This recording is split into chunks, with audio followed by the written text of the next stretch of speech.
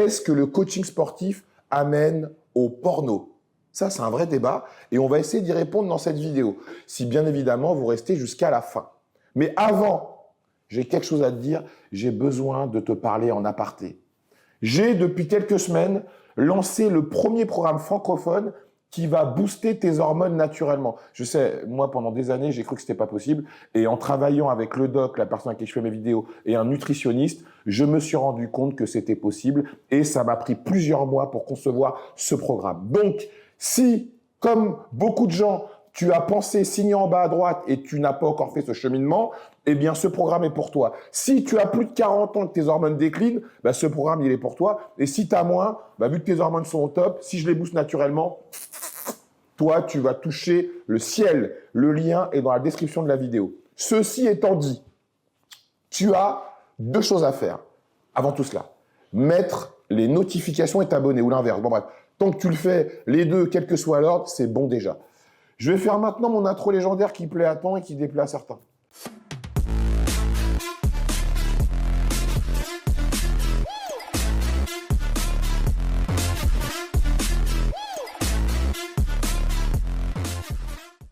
Les amis, si comme moi, quand vous rêvez le matin, vous avez la chance d'être de bonne humeur, car vous avez le bien le plus précieux qui existe. Je ne parle pas de l'amour, je ne parle pas de l'argent, je parle bien évidemment de la santé et que de surcroît, les personnes que vous aimez, et n'oublions pas celles que vous n'aimez pas, sont également en bonne santé, on peut le dire officiellement. Aujourd'hui est un nouveau jour, today is a new day.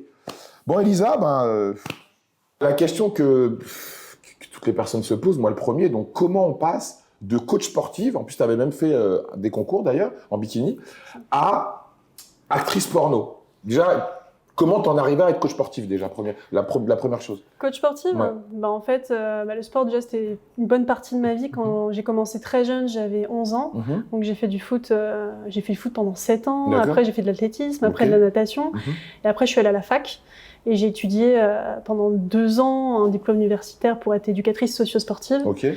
STAPS? C'est la filière. Ok, d'accord. C'est la filière, un DUST. Ok, plus DUST, exactement, ouais, DUST, ouais. Ça te parle? Voilà, et donc en fait, suite à ça, j'ai été diplômée, j'ai travaillé dans plusieurs structures. Donc je travaillais en salle de remise en forme, j'ai travaillé dans des maisons carcérales, en hôpital psychiatrique, enfin tu vois, vraiment tout ce qui était en lien avec la délinquance, les personnes en difficulté. Génial. Socialement. Et j'ai fait du coaching pendant quand même 8 ans. Ok, ah d'accord, tu as été coach pendant 8 ans. 8 ans quand même. Wow. Donc j'ai été responsable en salle de sport, enfin j'ai fait pas mal de choses à ce niveau-là. J'ai fait de la compétition. Ok, c'est génial. Et ensuite, au bout de 8 ans, ouais, j'ai envie de goûter autre chose, sans mauvais jeu de mots. Ouais, sans mauvais jeu de mots, c'est bien. Et en fait, ce qui s'est passé, c'est que j'avais envie de faire une reconversion, je ne savais pas quoi. Donc je suis allée sur Indeed.fr, j'ai tapé quoi faire, et j'ai trouvé actrice. Non, c'est faux. Du coup, en fait, on a rencontré un couple d'amis. D'accord. Très bon feeling, et eux, ils étaient acteurs. Ok. Et en fait, c'est parti de là. Ils nous ont dit, mais tentez votre chance. On a commencé JM, et ensuite, c'était Rocco. Ok, donc ça veut dire que tu es allé au bout de ce qu'on peut faire dans le métier de coach, tu as géré une salle, tu as même fait de la compétition, donc tu es vraiment parti au bout de ta passion qui est devenue ton métier. Et donc, à un moment, tu t'es dit que tu avais besoin d'autre chose. Comme moi, ça fait 13 ans que je suis coach, à un moment, on peut se dire qu'on a besoin d'autre chose. Et quand on est dans ce métier-là, on ne sait pas forcément quoi faire parce qu'on est un peu, on est comme une forme de robot. Donc, est-ce qu'on peut dire qu'à de base, tu étais un peu salope, un peu chiennasse? T'avais envie de le placer celui-là. Hein. J'étais obligé. Les gens qui me suivent, ils savent que je suis obligé. Est-ce que tu étais un peu salope, un peu chiennasse, ou les deux en même temps? Absolument pas. D'accord. Vraiment très carré avec ma casquette professionnelle. Okay. J'étais là pour du coaching. Et si tu veux, je partais du principe que j'étais là pour répondre à un besoin. Et c'est toujours le cas. Ça m'arrive encore de faire du coaching de temps en temps. Tu coaches, coaching à distance. Mortel. Je suis pas là pour draguer qui que ce soit, je suis là pour répondre à un besoin. Et partant de ce principe, aucun dérapage, rien. Mais dans ta vie personnelle, est-ce que tu pratiquais l'échangisme? Est-ce que tu as déjà couché avec une fille? Ah oui, mais ça depuis très très jeune en fait, parce que de base, si tu veux, je me pensais lesbienne au départ. Ok. Et si tu veux, de fil en aiguille, j'ai découvert que non, qu'on n'était pas obligé de choisir un clan, qu'on pouvait aimer plusieurs personnes, donc je me définirais plutôt pansexuelle, si j'avais vraiment une étiquette à me mettre sur le front. C'est quoi pansexuel pour les personnes qui ne savent pas ce que c'est? Pansexuel en fait, c'est... t'aimes pas forcément un genre, tu aimes une personne, tu aimes l'humain. C'est-à-dire que, très clairement, si demain je suis séduite par quelqu'un qui est transsexuel, parce que j'aime la beauté de son âme, ça me posera aucun problème. C'est beau. Voilà. Donc c'est vraiment l'alchimie plus que l'aspect purement physique du genre, voilà, pénis ou chat, très clairement pour parler cru. Maintenant, pour rebondir sur ce que tu as dit, oui, de base, non, j'ai toujours été très carrée dans ma manière de bosser et je le suis toujours actuellement, même si je bosse plus vraiment dans le coaching, hein, j'ai 1 ou 2 clients à distance. Donc voilà, j'ai jamais pensé à voilà. Donc ça veut dire que les personnes qui font du porno sont pas forcément, comme on peut le penser, les hommes, des gros pervers sexuels, des femmes, des nymphomanes qui ont besoin d'assouvir leurs besoins, par se faire payer, parce que pour elles, c'est évident, quoi. Autant se faire payer pour se faire baiser, alors qu'on se fait baiser gratuitement dans la vie de tous les jours. À une seule petite précision près, j'ai toujours une très très forte libido. D'accord, ok. Mais donc, vraiment, c'est... Ouais. Oui, donc ça veut dire, quelqu'un de... normal, les gens de porno ne sont pas anormaux, mais les gens qui sont dans le porno, quand même, il faut avoir un désir exacerbé pour faire ce métier. Bah, t'as l'impression qu'ils n'ont pas de libido quand ils arrivent sur les sets. D'accord, ok. Mais quand même, en fait, on ne peut pas faire de généralité. Ok. Tu vois. Mais je pense que pour être un bon performeur et durer dans le temps, c'est mieux d'entretenir une bonne libido et un bon niveau de perversité. D'accord, bon niveau de perversité. Bah, comment ça s'entretient, la perversité, Elisa? La perversité, c'est prendre du temps pour soi en solo. C'est se faire des images dans sa tête. C'est ne pas s'oublier, en fait. La perversité, c'est le fantasme. Donc, on va dire, pour assouvir sa perversité, donc consommer du porno, accessoirement, vivre des expériences seules, donc se toucher peut-être, pour se découvrir aussi. Ouais, ça en fait partie, d'accord. Donc, t'invites les gens à consommer. Mais oui, parce que je pars du principe que déjà, si vous voulez donner du plaisir aux autres, apprenez à connaître votre corps pour pouvoir le guider dessus. C'est la première des choses à faire. Moi, franchement, depuis que je connais mon corps, je pense que j'ai encore des choses à découvrir, on n'a jamais fini. Mais c'est beaucoup plus facile pour moi de guider mon partenaire. D'accord. Et ouais, franchement, c'est hyper important. Et donc tu as commencé avec JM. Oui. Et tu as tourné avec Rocco Siffredi, le GOAT. Ouais. Donc alors, quand on est une femme et qu'on voit l'œuvre de Rocco Siffredi, faut avoir, excuse-moi du peu, faut avoir des couilles pour y aller quand même, non? Ouais, bah après, c'est plus le fait de le voir, même tout court, en fait. Ouais, oui, c'est clair, il doit être très impressionnant. C'est-à-dire qu'au-delà de son engin, c'est quelqu'un. Moi, j'ai beaucoup d'estime pour lui, pour son parcours, pour sa passion qui l'anime. Quand il te filme, quand il te... Ce mec, il fait même pas ça... Enfin, clairement, aujourd'hui, il fait plus ça pour l'argent. C'est un pervers de fou, en fait. Mais oui. Ouais, voilà, c'est ça. Mais moi, je pense que ceux qui fonctionnent le mieux à l'heure actuelle, c'est ceux qui ont un degré de perversité maîtrisé. Ouais, ok, oui. Un bon degré de perversité. Parce que sinon, t'es un violeur, quoi. Bah oui, quand je dis maîtriser, c'est que tu vas pas... tu vas pas te taper... non, on parle vraiment de consentement, voilà. Et partant de ce principe, ce gars-là, ça a été top. Impressionné forcément. Oui, c'est quand même c'est comme si tu tournais avec DiCaprio dans le cinéma classique, quoi. Mais juste avant, j'ai quand même tourné avec Joss Lescav, qui lui, quand même... Rocco, ça passe comme lettre à la poste. Non, c'est pas ce que j'ai... En tout cas, c'est vrai... non, mais en tout cas, c'est vrai que tout de suite, c'est plus le personnage que ce qu'il a entre les jambes qui m'a impressionné. Donc, une fois qu'on tourne avec Rocco, donc ça veut dire que tu as commencé le porno il y a combien de temps? Maintenant, ça fait 1 an. Donc, en 1 an, tu as réussi à tourner avec Rocco, mais on peut dire que c'est exceptionnel, non, d'arriver à tourner avec le meilleur ou l'un des meilleurs, en tout cas, dans une discipline, quelle qu'elle soit. C'est énorme, quand même. J'ai eu l'impression d'apprendre à courir avant de savoir marcher. D'accord, dans ce milieu. Ok. Vraiment. On m'a demandé de faire du sprint alors que je savais à peine marcher. C'est-à-dire que j'étais débutante, j'étais déjà dans des scènes à l'international. Je me disais, mais attends, mais sans déconner. Je me disais même, est-ce que j'ai fait les bons choix? Est-ce que finalement... Enfin, pour moi, il y avait une part d'irréel. Il y avait une part d'irréel. En fait, je voyais Rocco, ça faisait 1 mois. J'étais dans le porno. J'étais là, Mais donc comment t'as fait? Parce que c'est un métier où il n'y a pas beaucoup d'hommes, mais il y a beaucoup de femmes. La femme, c'est elle qui crée un film, quoi. Donc comment on fait quand on arrive dans le porno, au bout d'1 mois, tourner avec Rocco? Comment ça se passe?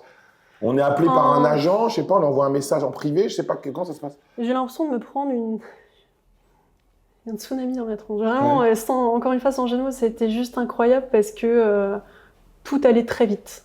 Et cette période-là, j'ai rien vu passer, tellement ça allait vite, j'avais des messages, mais tout le temps. Et c'est pour ça que cette première année, au sein d'une carrière, 1 an dans le porno, c'est rien. Mais en 1 an, la première année d'une actrice, c'est là où il se passe le plus de choses. D'accord, ok. Et clairement, moi, j'ai vécu des choses que j'oublierai jamais, même si demain ma carrière s'arrête. Déjà, 0 regret. Et en plus de ça, j'ai appris sur mon corps, j'ai appris sur plein de choses. J'ai voyagé, j'ai pris l'avion plus d'10 de fois. Wow. Enfin, tu vois, je veux dire, truc de fou. Et super expérience sur le plan humain, sur le plan pro, enfin à tout niveau. Et quand tu dis à tes parents, à ton entourage, j'arrête le coaching, un métier qui est plus qu'honorable, pour me mettre à faire du porno, bon, un métier qui pour moi est honorable parce qu'il n'y a pas d'honte à le faire, mais pour les personnes lambda, je sais pas, une grande partie de la population, même les gens qui consomment du porno, ils trouvent que ce sont des filles, des putes qui le font. T'es pas une bonne personne, surtout quand t'es une femme, quand tu fais du porno. Donc comment ton entourage il a perçu ça, ce virage? Ça a été difficile. Ça a mis du temps. Aujourd'hui, ce que ma famille, mon entourage voit, c'est que je suis épanouie, que je suis chef d'entreprise, je gère mon business, je déclare comme tout le monde mon chiffre d'affaires, je suis taxée, je paye mes impôts. Très difficile, j'ai eu une rupture pendant 1 an avec mon père. Récemment, j'ai pu renouer les liens avec lui. Il a pris du recul, il s'est intéressé. Ah, il s'est intéressé? Pas à ce que je fais. S'intéresser, ça veut dire que tu t'intéresses, tu regardes quoi. Oh tiens, en fait, c'est pas si. Alors, il s'est pas intéressé aux scènes de sa fille quand même. Oui, j'imagine. Tu te doutes bien. Oui. Mais il s'est intéressé, si tu veux, il a écouté beaucoup d'interviews d'actrices pour le coup. Et puis surtout, il m'a écouté. Il m'a posé des questions, alors qu'avant, c'était impossible. Et ça a été libératoire, tu vois. Ça a été libérateur, pardon. Et donc, non, top, quoi. Et bon, la personne avec qui tu partages ta vie, donc avec nous aujourd'hui, qui est très sympa d'ailleurs. Donc, comment lui, T'étais avec lui avant de faire du porno? Non. Non. On a démarré ensemble, en fait. Première scène ensemble. Génial. On a fait, c'est cool pour lui, au moins il a pu... Ouais, carrément. C'est cool, ouais. Carrément, première scène ensemble, qui s'est bien passée. Donc, ça veut dire que quand tu te mets avec lui, donc tu lui expliques que tu veux faire du porno, donc parce que souvent, je connais des gens dans le porno, des hommes, et c'est souvent les hommes qui instrumentalisent les femmes pour pouvoir, eux, rentrer dans le porno. Parce qu'on n'a pas forcément besoin d'hommes dans le porno. Donc, est-ce que c'est d'un commun accord ou est-ce que l'un a plus chauffé l'autre pour en faire ou... Franchement, c'est parti d'un délire ensemble. Ok, d'accord, super. D'un délire ensemble, c'était pas plus lui que moi, c'était vraiment tous les deux. C'était l'envie de tenter de nouvelles choses, tu vois, découvrir de nouvelles expériences. Moi, je m'étais dit, avant de partir, avant de mourir, clairement, je voulais vivre ça. D'accord. En fait, tu vois, c'était un truc, je me suis dit, avant même de le connaître, je me suis dit, faut une fois dans ma vie, je vis cette expérience. Je sais pas où ça me mènera, mais je le ferai. Aujourd'hui, je l'ai fait. Bien fait, enfin, pendant une bonne période, mais c'est vrai que non, c'est vraiment un délire qui part de tous les deux, quoi. Alors, vu que tu as été coach sportive et tu as fait des compétitions, on sait que dans ce milieu, les hommes, surtout avec les réseaux sociaux, contactent des femmes, les gens du milieu. Bon, après, moi aussi, j'ai pu le faire, contacter des filles que je trouvais jolies. C'est pas une critique. Est-ce que tu as eu des relations avec des mecs de ce milieu? Peut-être des femmes, même d'ailleurs. Ah bah tiens, c'est marrant, en parlant de ça, tiens, t'en as interviewé un. Ouh là là, je m'attends au pire. Alors j'ai pas cliqué sur la vidéo parce que je voulais pas forcément voir la personne. Je veux pas me mettre dans une sauce que les gens aillent dire que genre, ouais, regarde ce qu'il a dit sur toi. Bon, voilà. Même moi, peut-être que des gens vont faire des vidéos avec des gens avec qui j'ai des relations. Bon, après, grand bien. Non, mais voilà. Donc, alors, est-ce que tu peux dire qui est cette personne? J'ai peur. Nassim Saïli. Ouh là là là là. Bon, Nassim, j'ai fait une vidéo avec lui. C'est quelqu'un de très bien. Il vendait une formation qui vend encore d'ailleurs, où il proposait à des gens d'être coach sportif sans avoir de diplôme. Donc, vu que toi, tu es quelqu'un de diplômé, tu penses quoi de ça d'ailleurs, toi? Vu que tu es quelqu'un de diplômé, qui a fait un diplôme universitaire. Alors, je pars du principe que tu as des personnes qui sont bien plus légitimes à être coach. Absolument. Et qui ne sont pas diplômées, qui devraient faire une VAE juste pour faire valoir les acquis de l'expérience, comme ce que toi tu as fait. Oui, c'est ce que j'ai fait, je suis de VAE. Voilà. Donc pour moi, le diplôme, il veut à la fois dire, pour moi, il faudrait refaire la formation. Oui, ça, je suis d'accord avec lui là-dessus. Il y a un gros souci là-dessus. Ouais, donc en fait, je peux pas vraiment te répondre à ta question parce que pour moi, tu as beaucoup de coachs diplômés incompétents et tu as beaucoup de non-coachs pas diplômés bien plus compétents. Surtout, donc voilà ce que j'en pense. Toi qui as fait de la compétition, voilà, quelqu'un qui veut faire de la compétition, il passe par un mec qui a de l'expérience. Pas qui a forcément un diplôme d'État. Donc après, pour la remise en forme, s'occuper d'un public, personnes âgées, tout ça, handicapés, voilà, mais c'est vrai que pour faire de la remise en forme, une diète, une prise de masse, une sèche, un mec qui fait de la muscu depuis 2-3 ans, qui a préparé un concours, il est dans la capacité de le faire. Il a les bases. Il a les bases. Donc il a des généralités. Pour moi, c'est possible. D'ailleurs, je ferais bien plus confiance à un compétiteur. Totalement. Franchement, qu'il y a un mec qui a un BPGEPS qui n'a jamais fait aucune compète de sa vie, parce que le mec aura des notions en diète, il aura des notions en bioméca, en anatomie, qu'un mec qui sera dans une salle de sport pendant peut-être 5 ans, qui aura, lui, peut-être rien appris, ou beaucoup moins. Alors, pour en revenir à Nassim, il montre une image de quelqu'un le gendre idéal, on peut dire, il s'exprime très bien. Bon, il est beau gosse, après, c'est la sensibilité de chacun, mais bon, c'est un bel homme, belle carrure, tout ça. Donc, alors, est-ce que tu as été déçu de ce qu'il était dans la réalité par rapport à ce qu'il véhiculait sur les réseaux? Très honnêtement, je m'attendais à mieux. Ah, Je m'attendais à quelqu'un qui me manque pas de respect, en fait. Juste ça. mais alors, Qui manque pas de respect. T'as manqué de respect en quoi, si on peut en parler? Bah écoute, quand tu passes une soirée avec lui et que le lendemain il te ramène pas à la gare, ouais, je trouve ça un peu limite, Mais borderline. il avait peut-être un truc à faire, des vidéos à monter, je sais pas. Peut-être. Mais tu manques pas de respect. Donc ça veut dire que toi, tu t'es déplacé pour le voir. J'ai fait je sais pas combien de bornes, j'ai fait Paris-Lyon. Ah ouais, J'ai c'est fait beau. Paris-Lyon parce qu'à l'époque j'étais une petite coach sportif Ouais. qui se saignait à la tâche, voilà, Et en fait, si tu veux, bah ouais, je le suivais vite fait, tu vois. Je le suivais, je trouvais que son contenu était intéressant. Et je me suis dit, putain, ça doit être un mec qui a la tête sur les épaules, qui gère bien son business, machin. Et en fait, si tu veux, quand je l'ai vu, alors oui, il m'a fait un bon petit plat, on a passé une soirée, voilà. Ah. Mais ouais, j'ai été déçue de l'après, en fait, même si je m'attendais pas à construire l'histoire de ma vie. Je savais que c'était pas l'homme de ma vie, c'était pas du tout le but. Mais ouais, déçue de la personne sur le plan humain. Ok. Je parle même pas du plan sexuel. Ah, bon, pour Humain. en revenir au plan sexuel, vu qu'on parle de sexe. Attends. Alors, est-ce qu'il est aussi bon en musculation et en conseils pédagogiques pour avoir la meilleure version de soi qu'en sexe ou voilà. Ça va être Toi, tu cherches les emmerdes. Hein. Non, mais ça va être viral, je crois. Avec tout le respect que j'ai pour Nassim. Excuse-moi, Nassim, tu sais que je t'aime, hein, frérot. Non, mais avec tout le respect que j'ai pour Nassim, qu'il reste dans le fitness, quoi. Ah Ouais, non, franchement. Bon. Franchement. Bon, Voilà, bah. il a sûrement plein d'autres compétences, d'ailleurs, Ouais. qu'on a pu voir. Hein. Mais non. Est-ce que tu crois que la taille, ça compte? Toi qui cherches vraiment là. Non, mais la taille, ça compte ou Ben, pas? moi, je veux le dire, ça a son importance. Je dirais plutôt, pas la taille, mais la circonférence. D'accord, la circonférence, Voilà, donc la l'épaisseur, quoi. circonférence, Ok. l'épaisseur, Ok. et surtout la langue, les doigts. Enfin, Ok. tu vois, faut arrêter de croire que tout se résume à ça. Parce que, non, en fait, les rapports lesbiens, tu peux très bien t'amuser sans avoir besoin de ça. Mais oui, moi je dirais que ça a son importance, faut arrêter de dire que ça n'a pas son importance. Donc aujourd'hui, vu que tu es actrice porno, tu as tourné avec Rocco, donc on peut dire que tu as une certaine notoriété dans ton milieu aujourd'hui, surtout en France, que toutes les actrices que tu côtoies en France n'ont pas tourné avec Rocco. Tu es sur des plateformes évidemment telles que Mime, OnlyFans, j'imagine. Exactement, vous pouvez me retrouver sur Mime. On mettra les liens en Ouais. description. Hein. Mime, OnlyFans et Swame. Et donc, alors, le fait de faire du porno avec des scènes qu'on peut retrouver gratuitement sur Internet, il y a beaucoup de gens qui s'abonnent sur ta page pour voir du contenu payant. Écoute, en fait, c'est plus les personnes qui créent une espèce de fanatisme auprès de l'actrice. C'est-à-dire qu'à partir du moment où tu aimes bien la personnalité de la personne, tu as envie de la suivre. Absolument, d'accord. Donc, c'est pas des personnes qui ont envie de taper, je parle un peu crûment, une branlette le samedi soir très rapide. C'est vraiment les mecs qui suivent l'actrice, qui vont aller sur son Instagram, qui vont chercher à découvrir son univers, D'accord. qui vont aller sur les plateformes. Moi, je sais que me concernant, j'essaie vraiment de créer un univers autour de ça, de ma personnalité, de qui je suis, pour faire kiffer les gens, tu vois. C'est-à-dire quand tu vois une simple vidéo peut-être tournée en 10 minutes, derrière tu as un caméraman avec qui je suis associée, tu as un travail make-up, tu as du stylisme fait par mon chéri, tu as énormément de travail en amont que tu vois pas. Et d'ailleurs tu penses que la nana elle est juste sur son canapé en train de se faire plaisir. Bah non.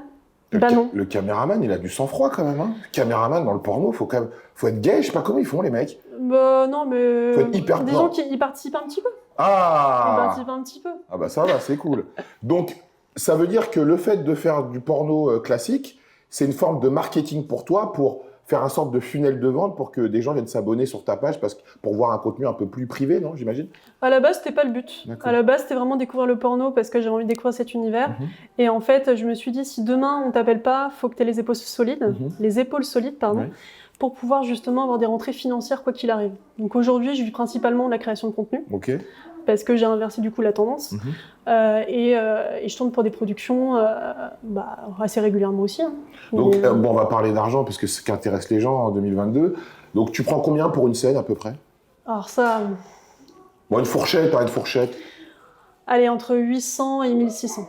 D'accord. Et entre 800 et 1600, tu fais tout, sodomie, éjaculation faciale, 2 mecs, 3 mecs. Est-ce qu'il y a une... Ah oui, en fait, oui, tout à fait. En fonction des pratiques que tu fais, si tu veux, le tarif évolue. D'accord, ok. C'est-à-dire qu'une vache va pas être le même prix qu'une anale. Par exemple, une vache, c'est combien? Je te dis, ça dépend vraiment des productions. Bon, en règle générale, pour se donner pour que les gens aient un ordre d'idée. Bah maintenant, j'ai envie de te dire, on est plus sur du 1004. 1004 que la vaginale? Bah oui. Et 1004. si tu rajoutes la sodomie en plus, on y a combien en plus? Alors moi, je fais pas de sodomie. Mais pour quelqu'un qui rajouterait ce blabla. Pour moi, le prix, franchement, on serait plus, surtout qu'en ce moment, enfin, je suis pas du tout axée sur ce type de pratique. Ouais, facilement 7000. 7000? Ah ouais? Donc on passe de 1004 à 7000 pour prendre dans le huc? Mais oui.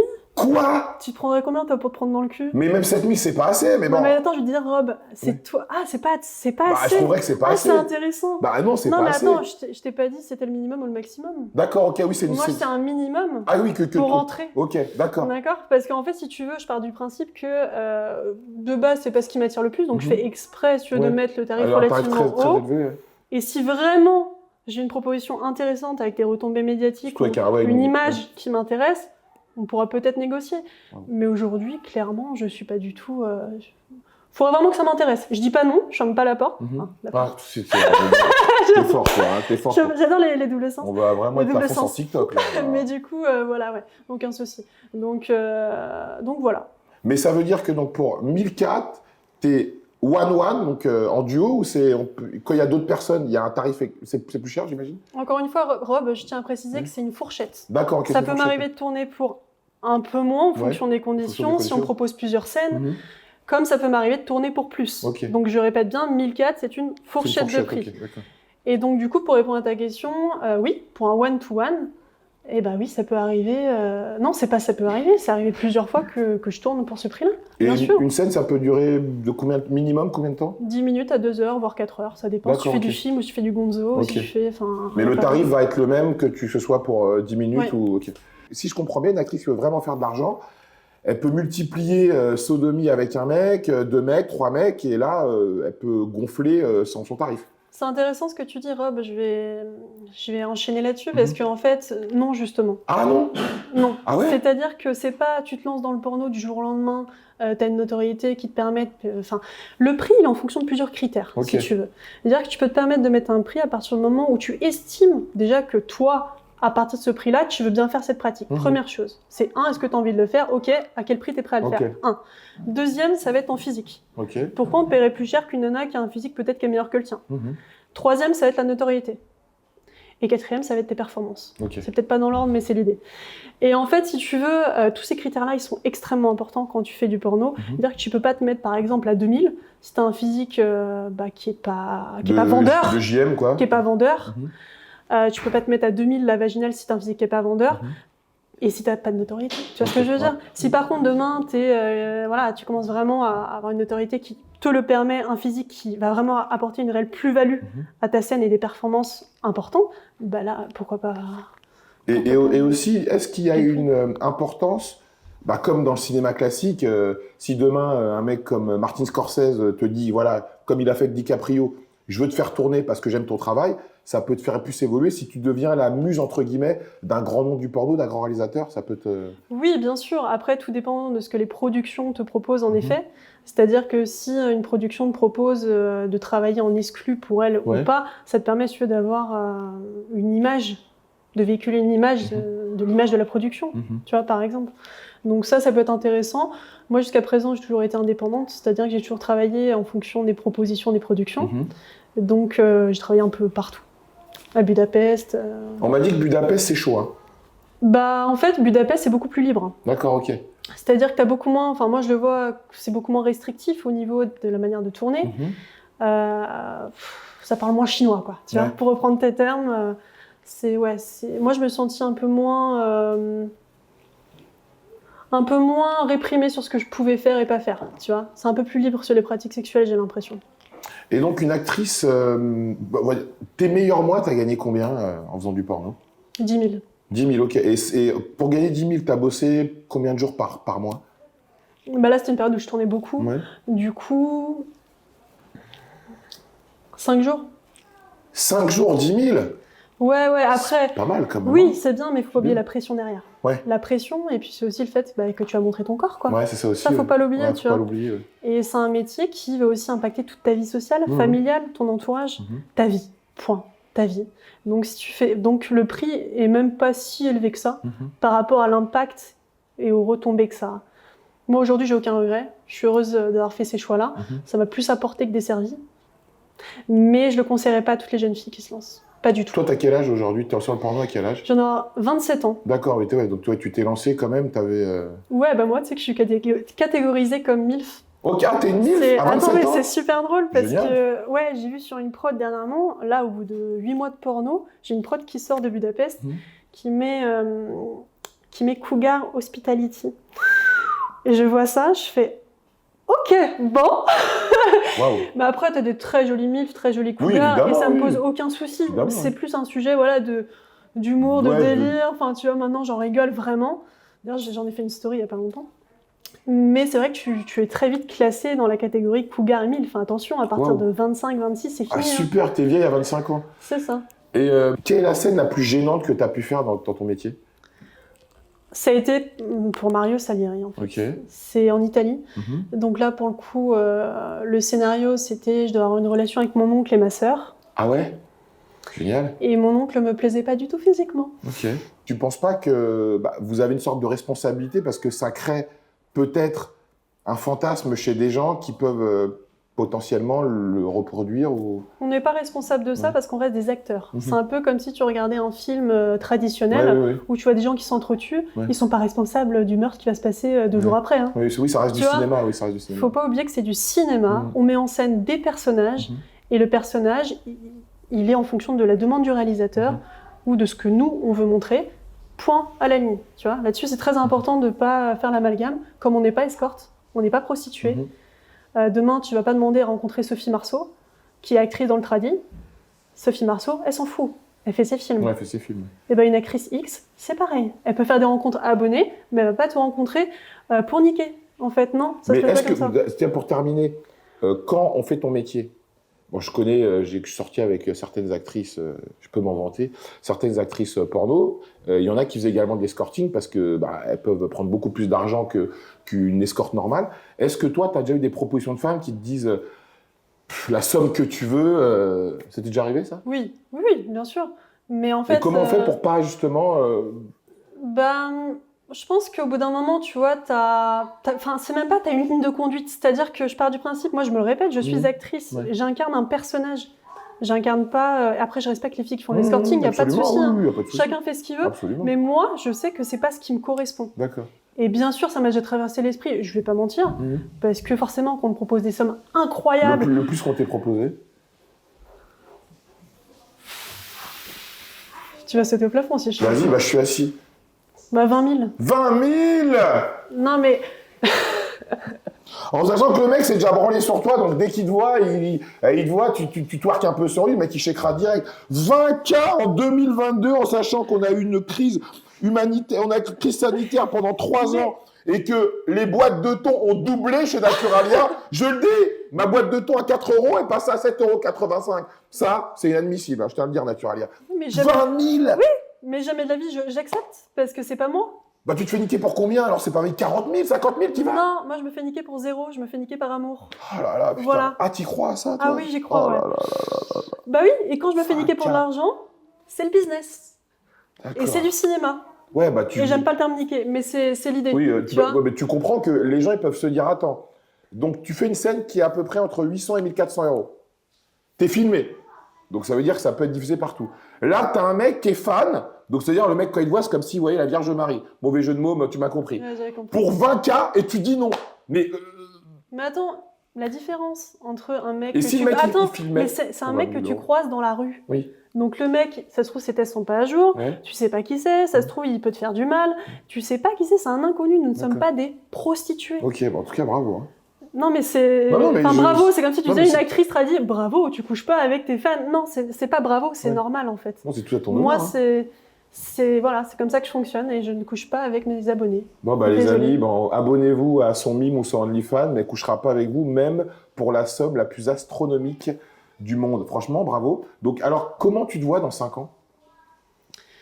Alors, pourquoi pas reprendre le coaching sportif en tant que responsable de salle ou alors manager ou même gérante, ouvrir mon propre club, j'adorerais. Ouais. Je suis en fait, je mets beaucoup de côté en ce moment. Ok, super. C'est-à-dire que cet argent-là, je souhaite le réinvestir pour investir dans des actifs, en fait. Mon but, c'est de me servir de cet argent-là pour en faire quelque chose. Donc, je suis encore en pleine réflexion.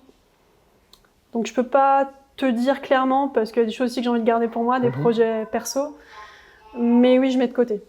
Je mets de côté cet argent pour qu'il en sorte quelque chose. Et pour toi, tu raccrocherais du porno dans combien de temps?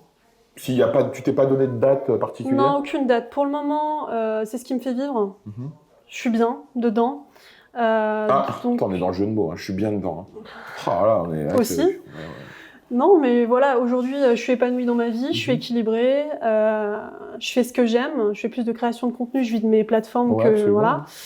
Donc pour le moment, j'ai pas de deadline. Mais bien sûr, oui, je me vois pas faire ça encore plusieurs années. Je pense pas. Je pense pas parce que j'ai envie de construire ma petite vie de famille aussi. Je pense à tout ça. Et puis voilà, il y a un moment, il faut aussi tourner la page et investir. En tout cas, Elisa, merci beaucoup pour cette interview sans langue de bois. On a tout dit là. On a dit des choses réelles. Tu es quelqu'un qui s'ouvre facilement. Excuse-moi pour... Oh là là, mais grave, c'était facile. Non, mais c'est vrai, tu t'es ouvert. C'est super. Oui, verbalement. En tout cas, en description de la vidéo, il y a les plateformes d'Elisa. Donc pour vous, bande de petits coquins, si vous voulez voir ce qui s'y passe, elle vous y invite. Donc Elisa, tu sais, toutes mes vidéos, je les termine de cette manière-là. Et des fois, quand j'ai des gens en face de moi, je me dis que cette phrase les tient à ravir. Hein, c'est comme si elle avait été faite pour eux. Donc on peut dire officiellement que tu aimes mieux être détesté pour ce que tu es. Bon, on peut dire une petite salope quand même. Non, ça on peut pas le dire. Ah non. Putain, mais tout était bon jusqu'ici. Mais non, mais t'es comme une salope. Tu foires l'interview. Non, tu foires le truc. T'es pas une salope. Putain, mais t'as rien compris en fait. Ah, t'es une salope quand même. Non. Mais non, mais pourquoi? Mais pour faire ce que tu fais, faut être une salope, faut pas se mentir. Ou juste être un peu plus maligne que les autres. Ah, ça va soumettre un débat, ça. Alors, est-ce que vous pensez que se faire niquer devant une caméra pour gagner de l'argent, c'est être plus malin? Bon, bah, vous le mettez en description, vous mettez en commentaire la vidéo, parce que moi, j'ai que des misogynes, hein, donc ils vont dire... Non, mais bon... C'est marrant parce qu'on a parlé pendant 3 quarts d'heure, je t'ai dit que c'était du cinéma et de l'acting, et là, tu réduis ça au fait de sneaker devant une caméra. Oui, mais faut aimer ça quand même pour faire ça. Mais comme toi, t'aimes ton métier. C'est vrai, ouais. T'imagines tirer faire ton taf en reculant? Ouais, c'est vrai. Donc il y a un moment, heureusement que j'aime le cul, t'imagines, je me force. Voilà, donc ça veut dire, dis le mot, ça veut dire que t'es une salope, bordel. Attends, aimer le cul, ça veut pas dire être une salope. Ouais, non, mais il y a un moment, sans déconner. Est-ce que pour vous, aimer le cul, c'est être une salope? Mettez en commentaire, tiens. Bah ça veut dire que beaucoup de femmes sont des salopes parce que toutes les femmes aiment le cul. De toute façon, je pense que... Mais très bien, tant mieux, sinon tu baiserais pas. Hein. On aime les salopes, de toute façon, à un moment... Mais oui, c'est ça. Les mecs qui aiment les prudes, je veux dire, t'as envie que ta meuf, elle en voit un peu, tu vois, qu'elle soit... qu'elle aime le cul, quoi. Donc qu'elle soit une salope, je veux dire. Non, mais est-ce que pour toi, c'est honteux de dire qu'une femme est une salope? Absolument pas, ça dépend comment c'est dit. C'est juste que là... Si je te dis là que t'es une salope, tu le prends mal ou pas? Absolument. Ah! Merde. Absolument, parce que cette interview, c'est pas du tout ce que je voulais refléter, en fait. C'est vraiment le côté acting. Et ce que je veux que les gens retiennent, c'est pas le côté salope.